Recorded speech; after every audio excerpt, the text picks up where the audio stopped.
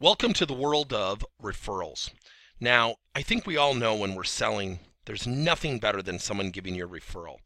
Cuts down on the 72 phone calls where somebody finally answers, and then out of the 72, maybe 3 people give you time, and hopefully you get an appointment out of it.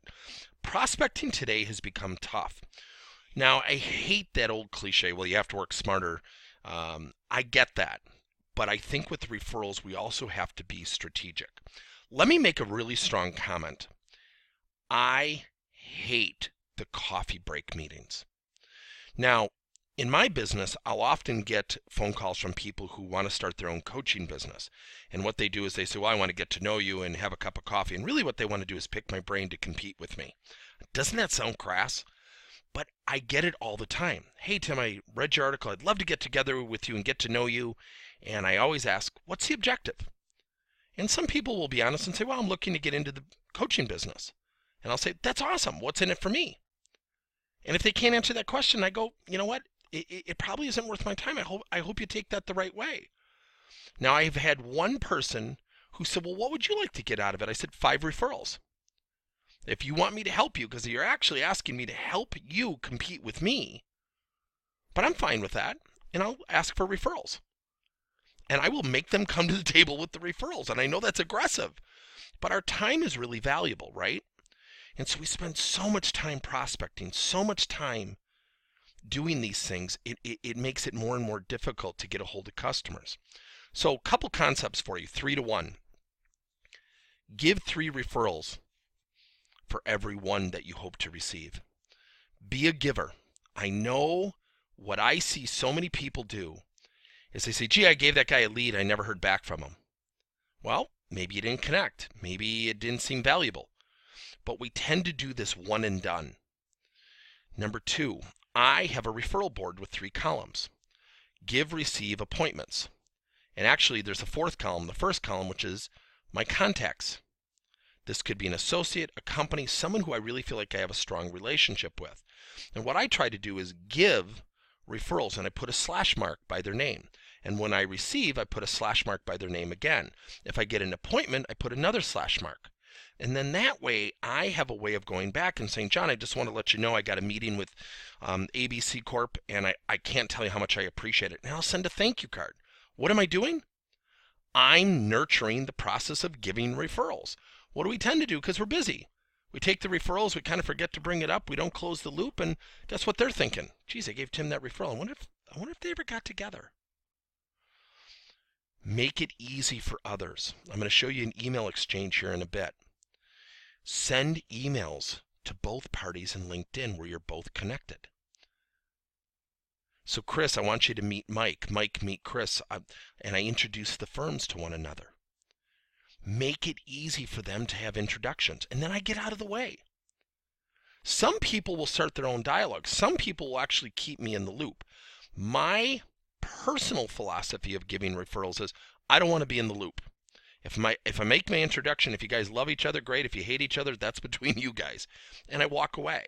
Because you don't want to manage relationships. At least that's my personal philosophy. So number 1, give 3 times. I try to give 3 referrals every single week. Number 2, on your referral board, give, receive, appointments. Have that board. Have that board when you're getting out of your office or your cubicle, and literally have it visible every time you leave so it serves as that reminder. Number 3, become a LinkedIn introduction specialist. Become a LinkedIn introduction specialist. Let me show you. What you're looking at now is a dialogue, and you can see I made an introduction. Hi Chris, how you doing? I'd like to introduce you to Mike Madsen. Mike owns a company called Color Wheel Painting. If you're ever, by the way, looking for internal painting, external, he has full-time painters. It is one of the most exquisite, unique businesses you'll ever see. He takes painting to an all-time high. It's really cool. Well, Chris has been a friend of mine, and Chris probably about 6-7 years ago got into the real estate business. And Mike is trying to expand his referral network, so I made an introduction. And you can see they've had lunch already. They've got some humor going.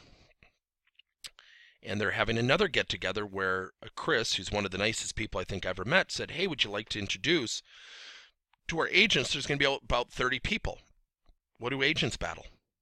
People getting their homes ready to be sold. What a great referral. Now, I don't know where it's going to go, but all I did in the gray area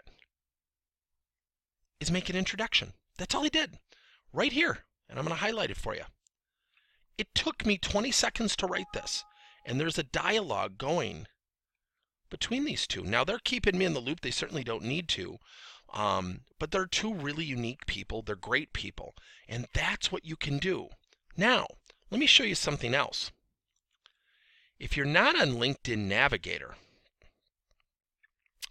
and I look at LinkedIn Navigator, and I can actually save leads. And so one of the things is every leads that come in from LinkedIn, I get a notification. And then I can certainly see all of them. And I guess there's up to about 35 from my searches that I save in LinkedIn Sales Navigator. You can do the same thing in LinkedIn, by the way. And once you save them, this is for me. Now we're starting to do some unique coaching service with inside sales teams. But my point being is you can see these are pretty targeted. Now it's not everybody, but every time someone meets this criteria through a promotion, through a hire, what have you, I get a notification. Let me show you. So when I come in and I look at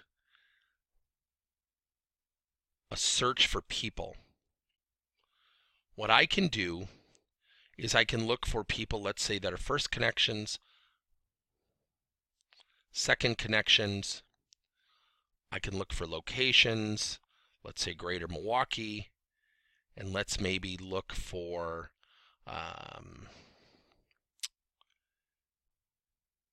current companies. Let's say Northwestern Mutual Life, and let's say we're going to put in, let's say, a title, keywords, and let me put in Human Resource Manager. And so I'm gonna use this as my search, and I don't really know why I'm doing this type of a search, but once I do this, you're gonna see, okay, it didn't bring anything up. Maybe I spelled something wrong. But the point being is you can do this search, and then you actually can save that search. And so when I come over to LinkedIn Navigator,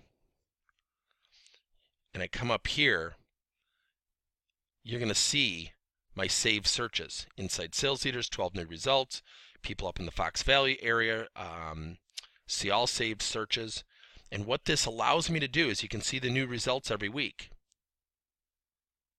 And so you can see one there, sales directors, Wisconsin companies 250 to 500. Now, why do I show this to you, okay? There's a reason I show this to you. Do some searches for your prospects. Do some searches for your referral partners.